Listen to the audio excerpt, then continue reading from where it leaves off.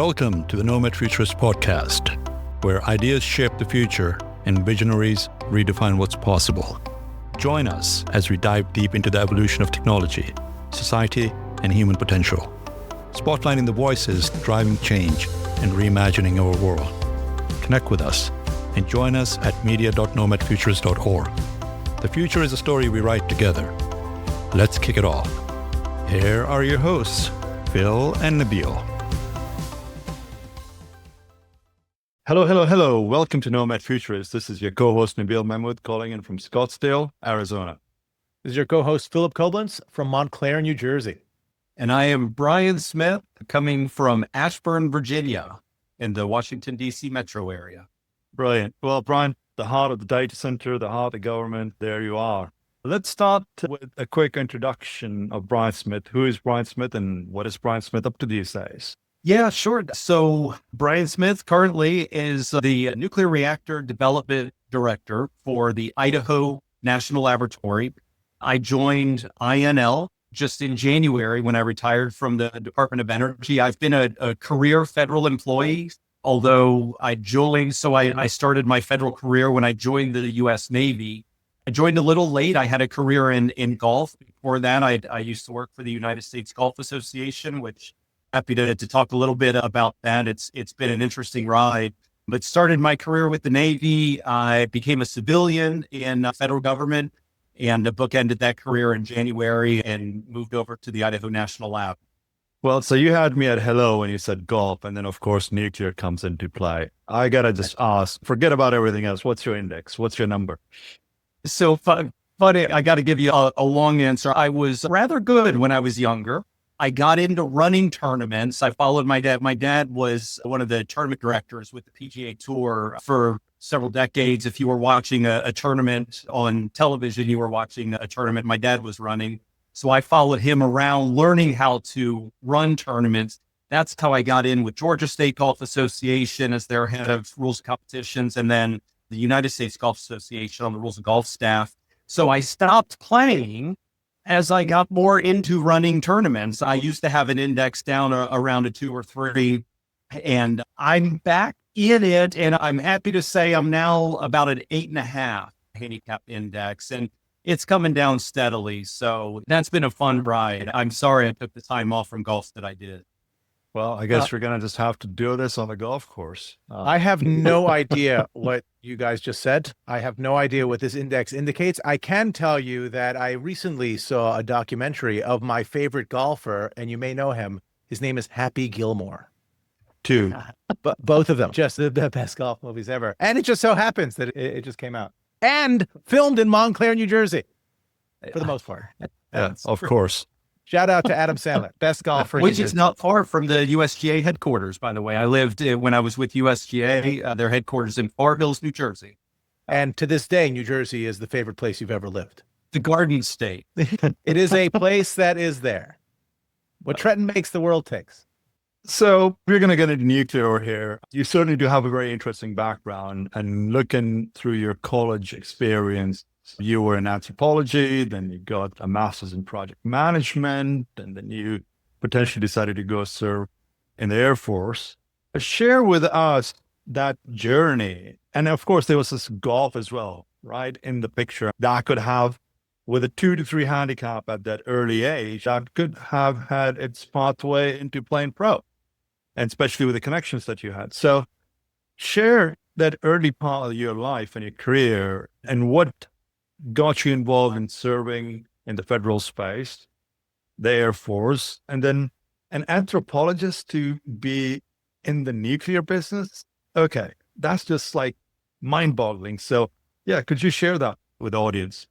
Yeah, sure. I've said a couple times, it's been an interesting ride. It's been a fun ride. It really has been, because to your point, it's not lost on me that there's kind of this breadth of experience that I bring to the table even to this day. And I've seen it as kind of an opportunity or something to leverage as I've gone along in my career. I've always loved the game of golf, and I anticipated making golf my career, following my dad's footsteps. Like I said, I was swinging a club from when I could walk. I was setting the tee markers at the PGA Championship when I was 8 years old. I was learning how to do this at the highest levels. I thought that was my future.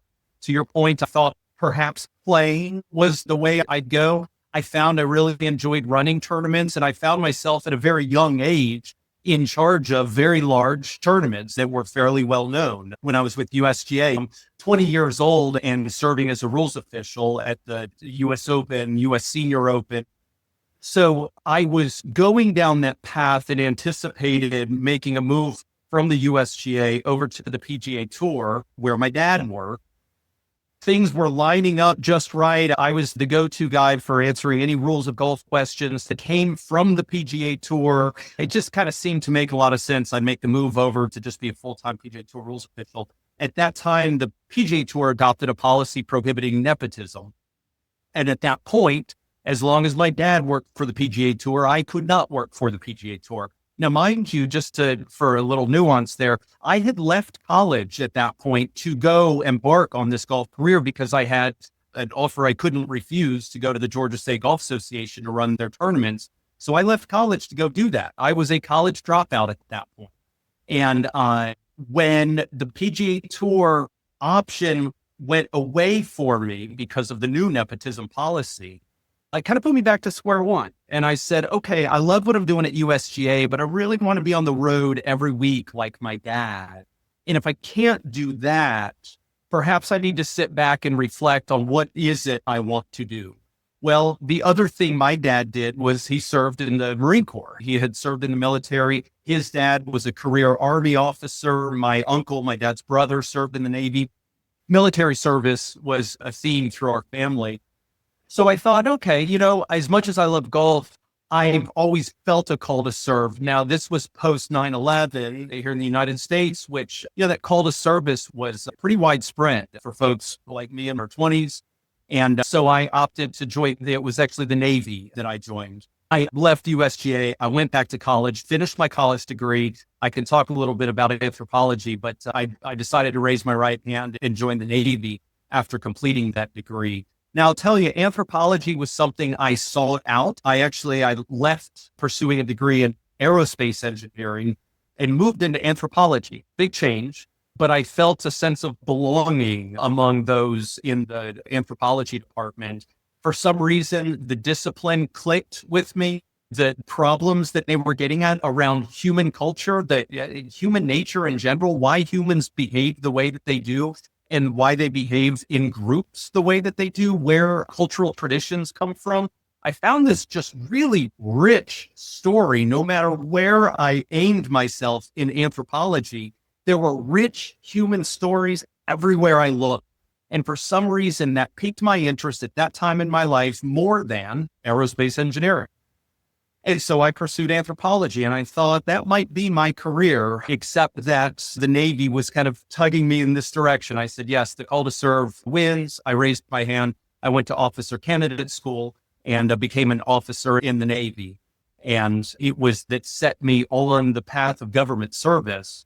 And then just one other note in that very seminal phase of my Navy career, as I was going through my training commands, the opportunity to serve in the U.S. Navy nuclear propulsion program, or naval reactors, was presented. It's an assignment that virtually everybody wants, but very few people get.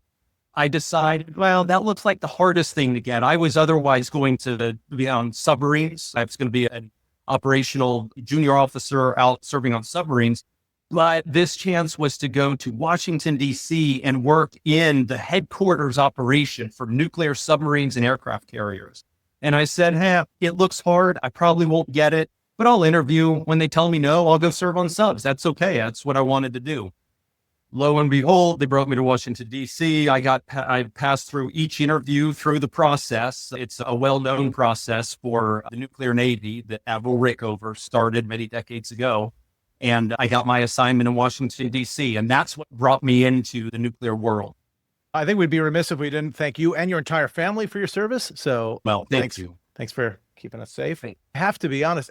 First of all, fascinating. I think I said this in the pre-interview. You are easily the most accomplished bold person on this interview.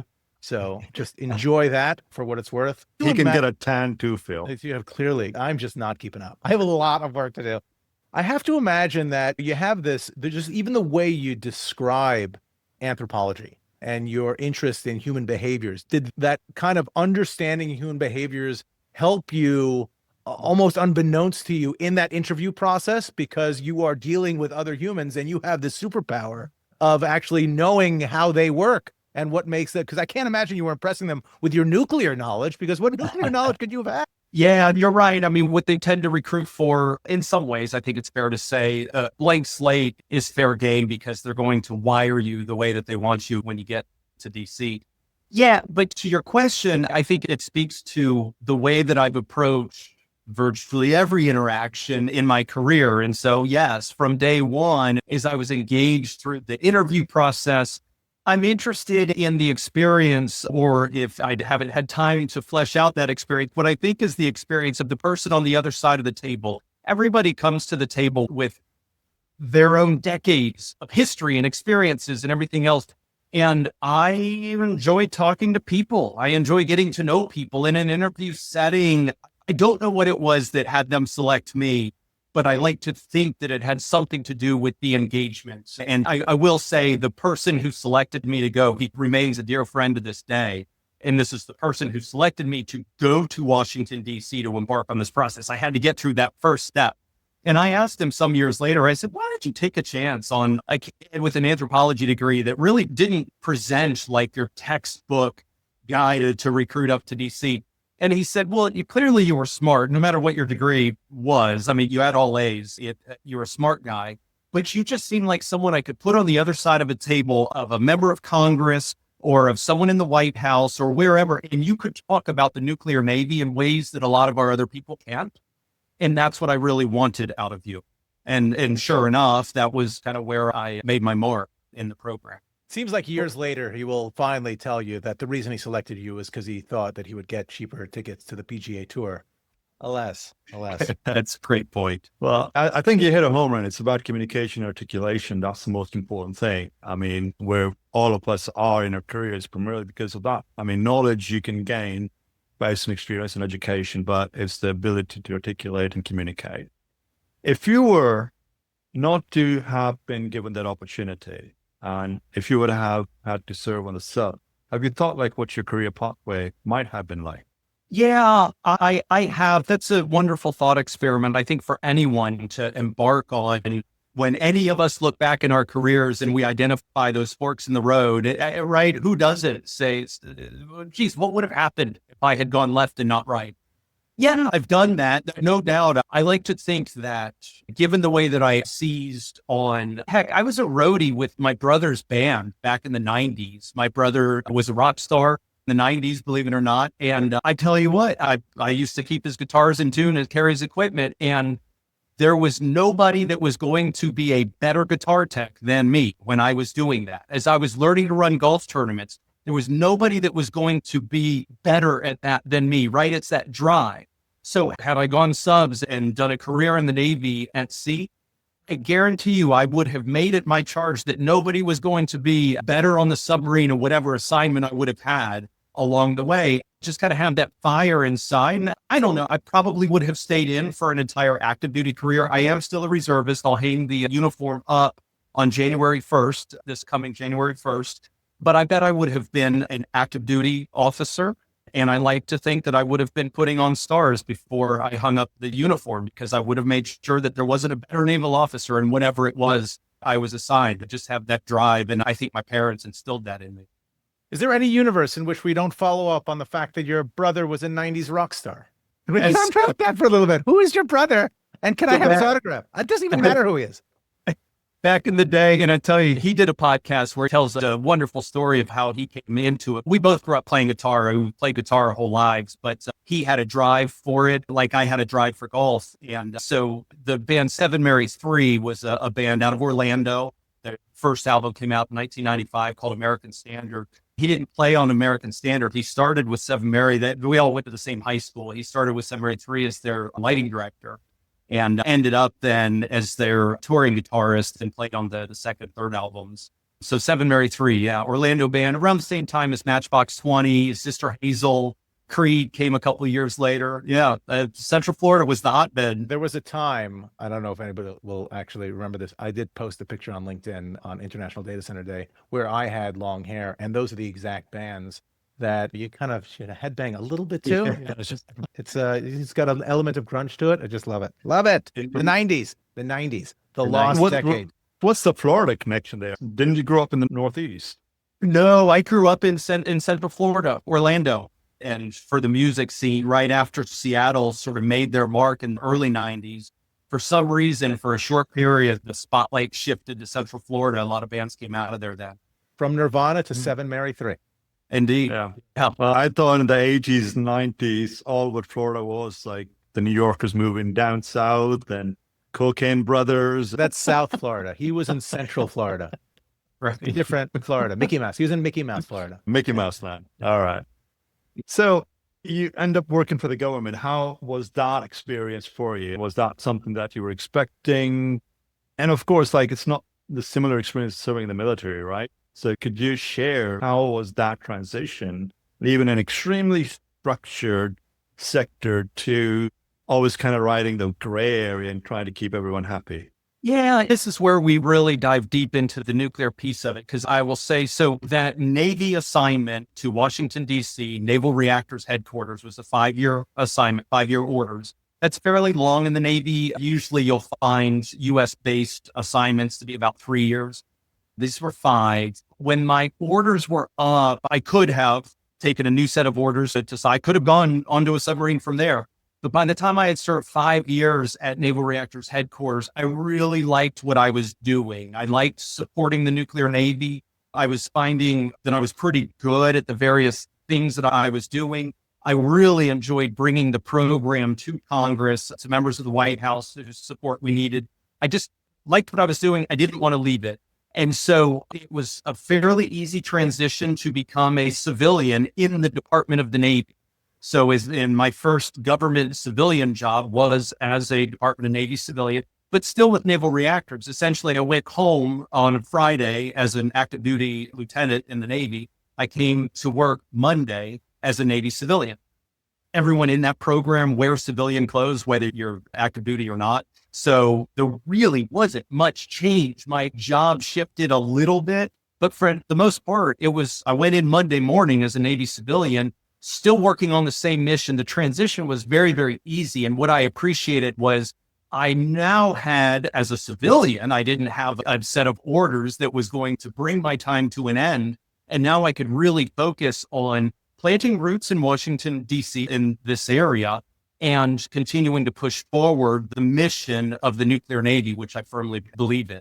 Which is one of the things that's always fascinating to me about just government work in general, is that if you work for a company, you kind of understand what that company does, you know, the profits, the performance of it, it sells widgets. How do we make those widgets more efficiently? But ultimately, the goal of the company is to return value to its shareholders. In the government, because you have these ebbs and flows of every 4 years, potentially changing the kind of political makeup and the focuses of particular organization, I have to imagine that there is some level of just shift in strategy that ends up, you know, redounding to all of the people that make up all of these various departments. What is it like navigating that? Hopefully there's not that much of a shift in kind of the nuclear element of, you know, the government makeup, but are there changes from one administration to another that are palpable that you have to kind of steel yourself for as a member of those organizations? That's a great question. Frankly, I love fielding it because, one, it gives me a chance to just highlight I fervently believe in the value of the federal workforce. Just in my experience, I've worked with just so many super smart people who really care. And one thing to point out is it's very interesting. We think about in the military, you raise your right hand to take an oath of office. Every civilian in the federal government raises the right hand, takes the oath of office. I've taken it several times, both in uniform and as a federal civilian, in various roles as a federal civilian I've had to retake. And so that aspect of service is something that binds everybody in the workforce, to the federal civilian workforce, together. That sense of service I think that's what replaces what others would feel in private industry to help drive profits or create shareholder wealth. Because at the end of the day, we're trying to do good by the taxpayer. That's first and foremost. And that's kind of my way of looking at it. Every day that I go in, I want to make sure I'm doing good by the taxpayer. And to your point about the ways that things can shift with new political leadership, you're always remaining mindful of what we call the president's management agenda. The president's management agenda is usually published often once during an administration, sometimes a couple times. Sometimes if a president's doing 2 terms, the president will publish a new one, whatever it is.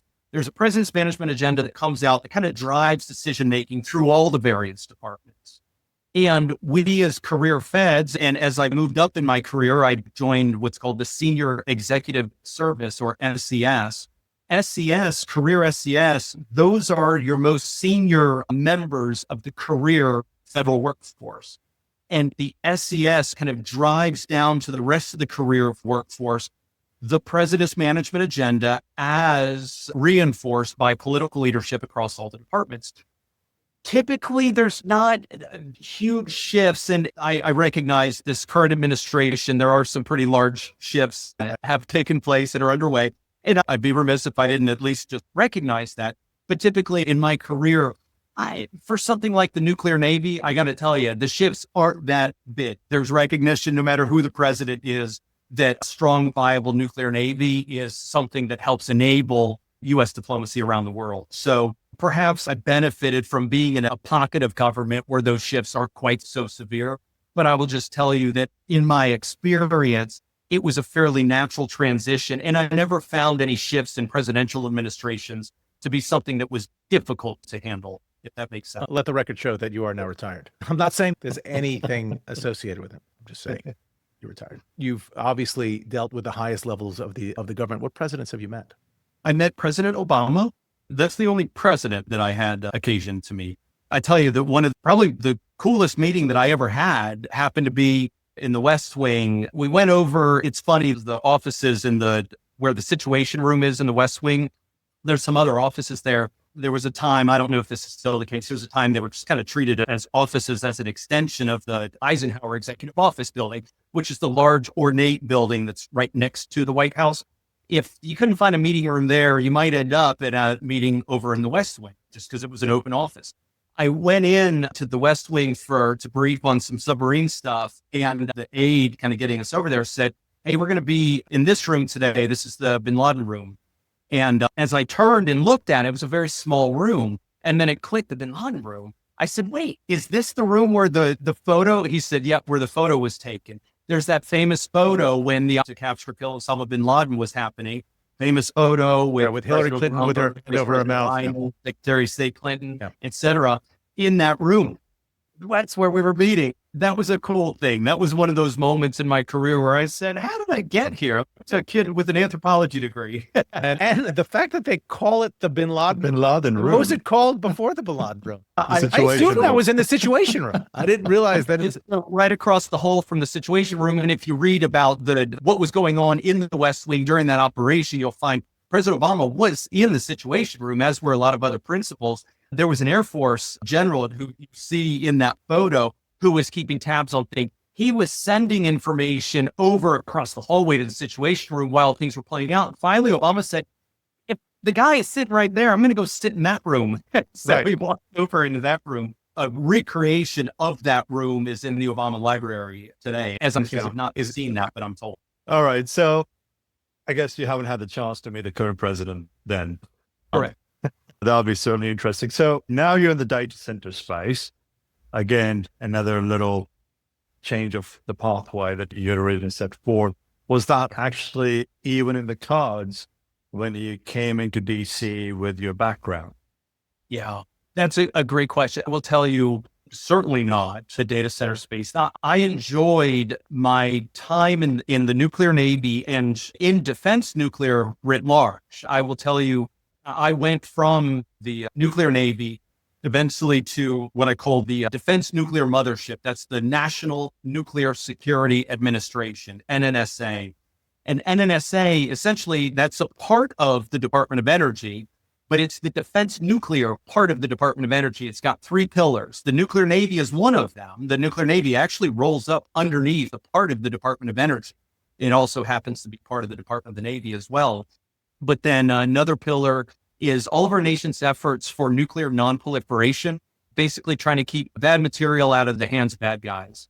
And then the nuclear weapons complex. So all of our nation's warheads. There's components of the NNSA that maintains those and executes life extension programs, designs new warheads, etc.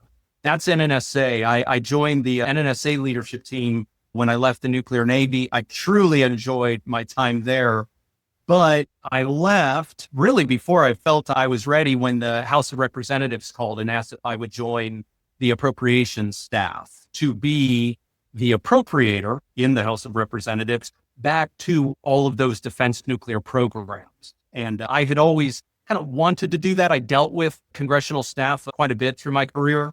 And so the chance to go become one of the congressional staff was something I couldn't say no to. I can't not ask when the House of Representatives calls, who calls?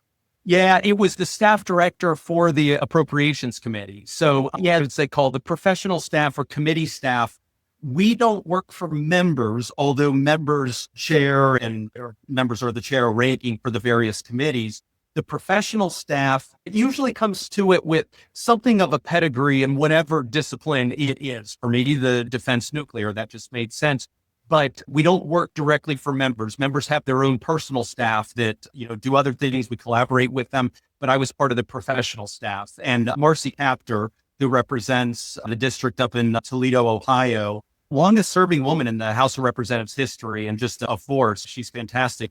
At the time, she was the chair of the Energy and Water Subcommittee on Appropriations. Today, with Dems in the minority, she's the ranking member. And that was my committee. So given your proclivity for always being the best at the thing, you want to completely entrench yourself in that, there's so many rules associated with how you speak to members of Congress, how you comport yourself in the White House, in all these executive leadership. How do you learn that? Is there a book, right? So you just figure it out by making a mistake? What do you do? Yeah, you figure it out, and everybody's got there. I will tell you, so many people that work across national security staff, it's so funny if they see this, they'll chuckle because they know who they are. What do you mean if? That's true. They are very polished, very polished. I'm impressed by them. They know what to say, how to say it, when to say it. I feel like I'm just not quite as polished. I say what's on my mind, and maybe I've reached a point in my career where, I can just say what's on my mind when I feel like saying it. And so, yeah, I kind of figured it out along the way, but I will tell you some of the wearing my emotions on my sleeve or, being ready to give my mind to somebody along the way, I think that ingratiated me to some folks. I mean, certainly any members on the committee when I was House Energy and Water, they knew where I stood. And if they had a nuclear question, they knew they were going to get the right answer and they were going to get an unvarnished truth. Part of that from not having a desire to kind of move forward in the political lens. I imagine that a lot of people that are proximate to Congress and the White House envision themselves as being in a position of power. So inevitably, they are comporting themselves in such a way that will allow them to get there. Did you find that was true with a lot of your colleagues or not necessarily? I don't think you're wrong. If nothing else, I think a lot of folks seek to emulate kind of what they see as the cookie cutter political mover and shaker. And I think you're right. I've never sought to stake out that space. I like to think I've been doing okay in my career, perhaps despite it, but maybe it's because of it. Again, when people talk to me, they know they're going to get the unvarnished truth. I also believe this is sort of like planting the seed that there might be government in your future. You might be running for office. I mean, this is very, very strategic, very, very well articulated. Right. He's only been given the unvarnished opinion because he wanted we've heard it from the current president. You. I mean, he said from the 80s on till the mid 2000s, no, I'm never going to run for office. I would never say no to anything, but looking at what was in front of me when I was in the House. So I was Democratic staff. As I mentioned, Marcy Kaptur was the chair of my committee. And when Dems were voted into the minority in 22 and the new Congress was seated in 23, most of the Democratic staff, we lost our jobs, which is just the way it goes. You know that when you work on the Hill.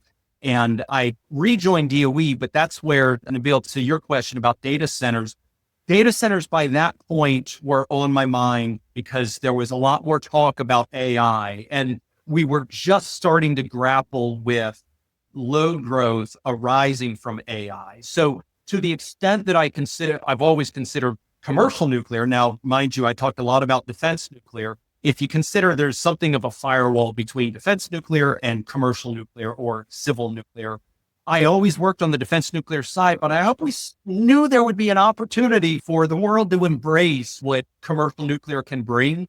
And truly, AI seemed to be that catalyst. AI seemed to be the thing that made widespread deployments of commercial nuclear possible. And so when I left the Hill, I went back to Department of Energy in the Office of Nuclear Energy, which is the epicenter for commercial nuclear in the federal government. That's when I made that decision. And that's when I began leaning into data centers. Well, I know that obviously you came into DOE and the just unbelievable appetite for power is out there. So it's part of the natural kind of zeitgeist now is data centers and nuclear power and all this. Had data centers ever even come up? You're just sitting in Ashburn, right? So you just happen to also be at ground zero for the largest concentration of data centers in the biggest county for data centers on the planet.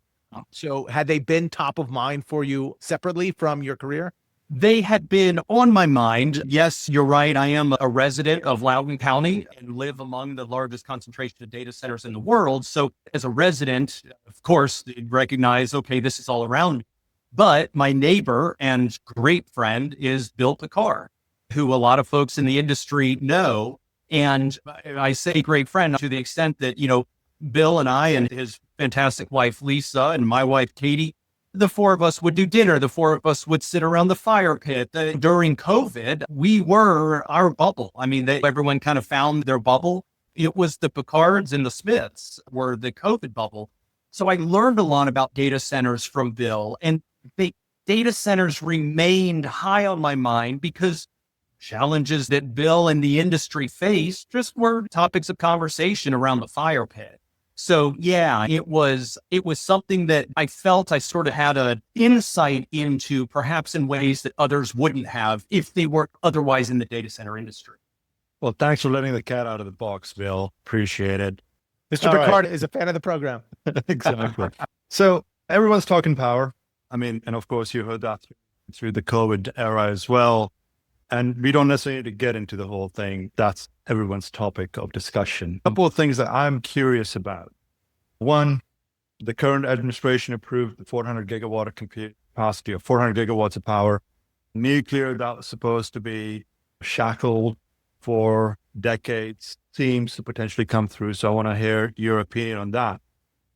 And also your vantage point on how effective have government policies at federal and state level been in accelerating advanced nuclear deployments for infrastructure and getting this addressed for the compute capacity that we're heading into?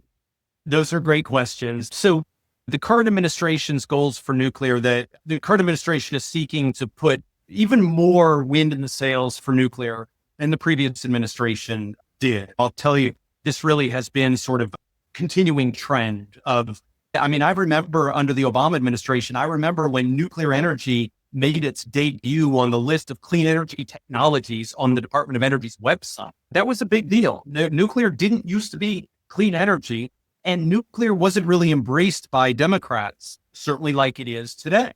Today, it is a highly bipartisan solution as seen to meet our growing energy needs.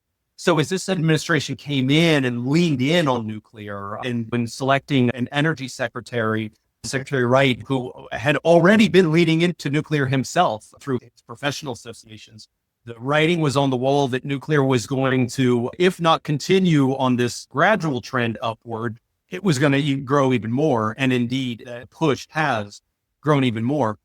So that's good.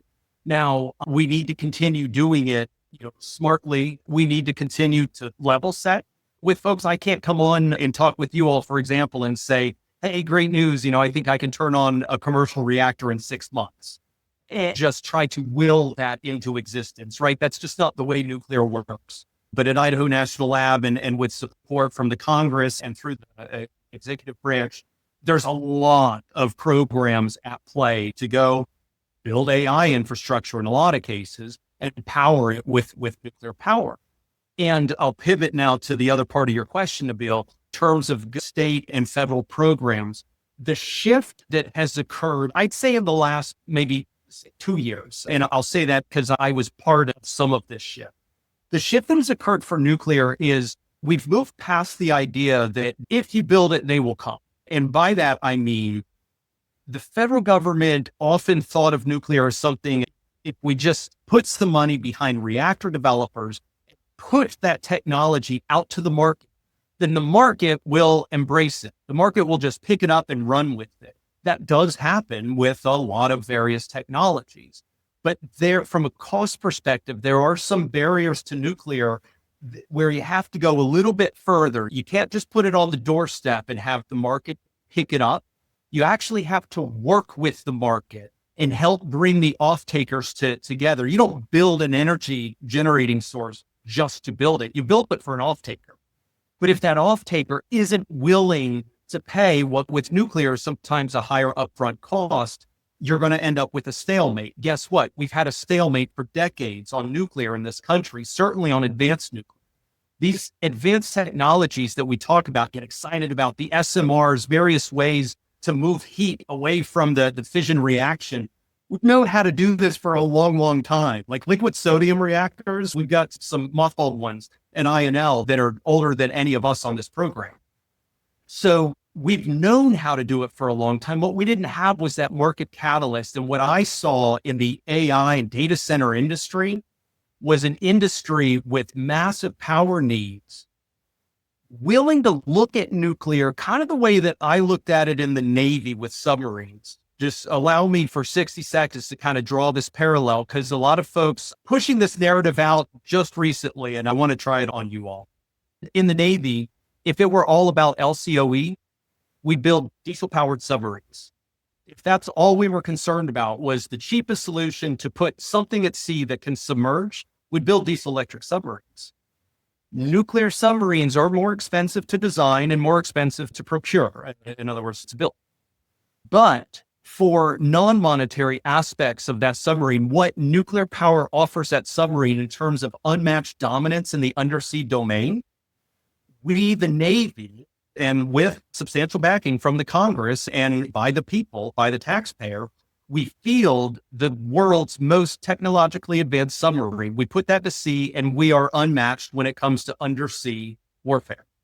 The data center industry, the AI industry, I'm watching this happen, even if they don't know it is happening. They're starting to view nuclear power in the same way. They're saying, yeah, I could get a cheaper source of energy, maybe with solar and batteries, but I'm not going to get the energy density. I'm not going to get the reliability. I'm not going to get that long-lived asset that I get with nuclear, and I'm willing to pay a premium for that. So 3 Mile Island is going to turn back on. Constellation owns it. It's the Crane Clean Energy Center. Microsoft said, Constellation, I'm willing to pay 3 times the prevailing price of electricity if you turn that reactor back on. It was turned off in 2019 because of economic conditions. The economics didn't make sense. I don't blame Constellation for that. But they're going to turn it back on because Microsoft changed the economic equation. They're viewing that energy as something far more valuable than just the cost to turn a reactor on. Does that make sense? Absolutely. Just out of curiosity, this cost index, what are we talking about? How much percentage, if you're buying 5-10 cents a kilowatt, let's just say for the sake of conversation, how much banana are we talking? Are we talking $1 a kilowatt? If you just start talking about the cost of electricity, nuclear is fairly low. Nuclear produces electricity at highly competitive rate relative to any other source. A lot of that has to do with, first of all, you take the variability out of the fuel. Uranium prices don't surge, wax and wane as much as, say, coal or natural gas. So your fuel prices are quite low with nuclear. And then your labor cost is easy to forecast. And with small modular reactors and micro reactors, where your nuclear workforce footprint can actually go way, way down. In some cases, with remote operations, we're working on using AI for autonomous operations. Your labor cost goes way down. So the operating cost for nuclear is actually quite low. It's that initial CapEx. What's that? Yeah, that can range anywhere. And mind you, we're not building commercial reactors yet, but for a first of a kind reactor, you're looking at something like $3,000 to $8,000 per kilowatt, as opposed to say $1,400 to $2,000 on solar.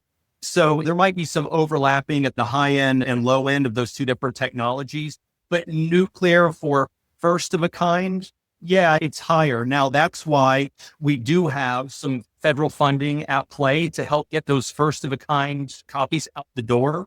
Because with small modular reactors, remember, it's the M in SMR that really helps make a difference. The small is good, the reactor is great, but the modularity, being able to factory assemble these things, that's what really helps drive us down a cost curve to get those initial CapEx costs more in line with other technologies. Once we can drive down the cost curve and start pushing these copies of reactors out to the market, that's when you don't have the barrier to entry to field one of these reactors. And then, oh, by the way, everything I already said about operating costs is great with nuclear. So you're really in a sweet spot for those deployments. So we would benefit the audience, which I have to imagine is not really up to speed with what the context of some of we've thrown around the word nuclear and SMRs and microreactors and commercial reactors in terms of overall footprint. In terms of power generation capability, what defines micro versus SMR versus large commercial? What is the large universe and what is the small universe of nuclear kind of deployments? Okay, great question. A micro reactor, nominally think 50 megawatts or smaller. A lot of them are quite a bit smaller, down to something like the size of a megawatt electric. And so roughly something like 2 or 2.5 megawatts thermal. And those were Project Pele is a partnership between Department of Energy and Department of Defense to build a reactor that's roughly that size that can fit into essentially a Connex box. You could put it onto an airplane and you could fly it off to some remote location. So we're talking quite small when I get down into those numbers. You know, something on the order of 5, 10 megawatts. You're talking about a footprint of a couple of acres, and that's essentially it. The larger ones, still small modular reactors, but something on the order of, call it 300 megawatts. We use dividing line, something like 350, 400 megawatts and smaller. That's your SMR. That's something that's fitting, scale it up from what I described. A couple megawatts sits on a couple acres. Scale it up to 100 megawatts, you're on several acres. And then from there, I think a lot of people are familiar with the large scale reactors, the gigawatt sized reactors. Like the kind of reactors that Homer Simpson works at.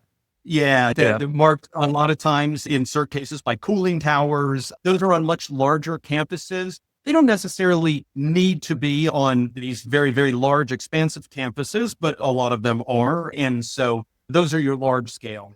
And those top out at around 1 gigawatt? Yeah, these days, they're more like 1,100 megawatts or 1.1 gigawatts, 1.2.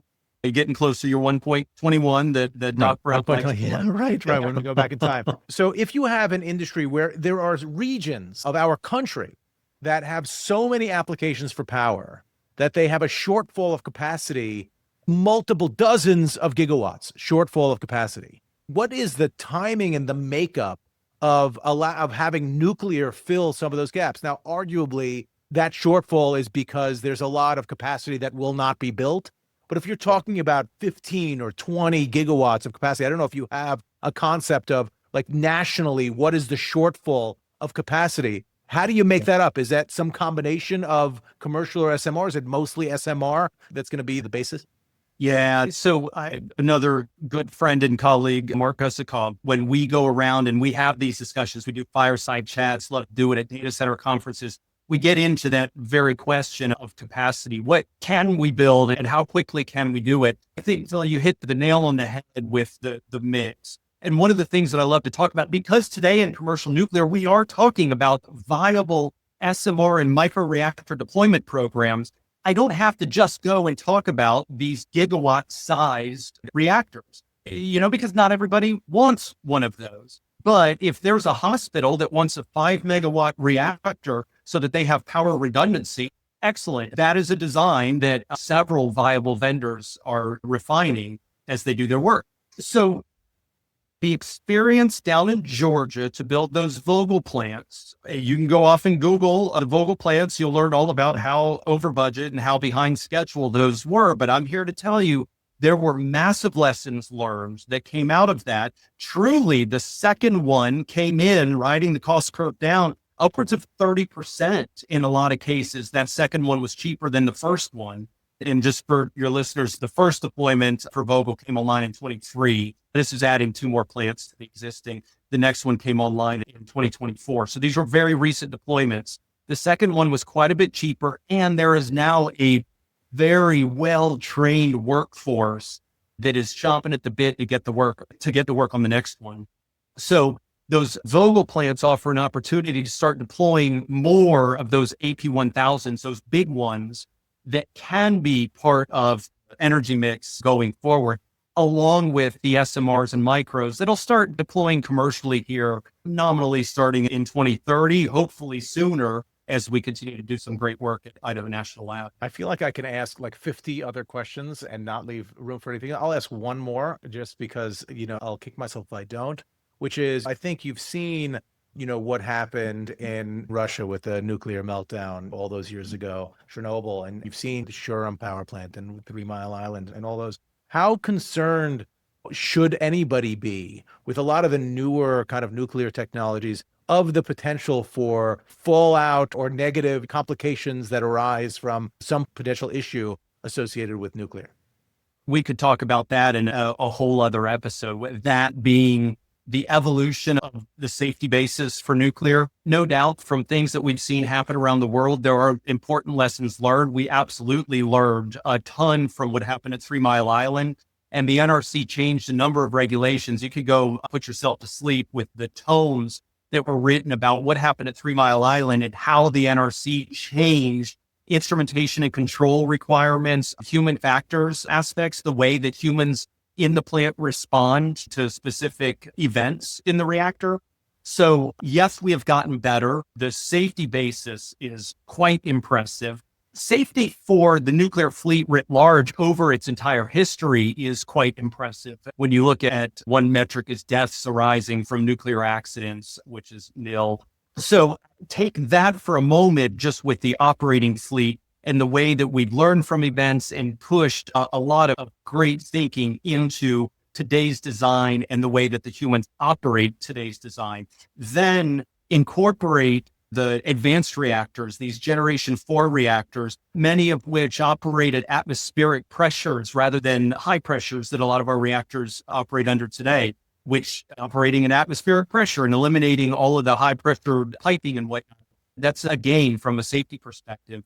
Having coolants that can run, even if the pumps lose power, the coolant will run under what's called natural circulation, where hot things will rise, cool things will fall, and that movement will actually circulate coolant through the reactor, even in a loss of power scenario.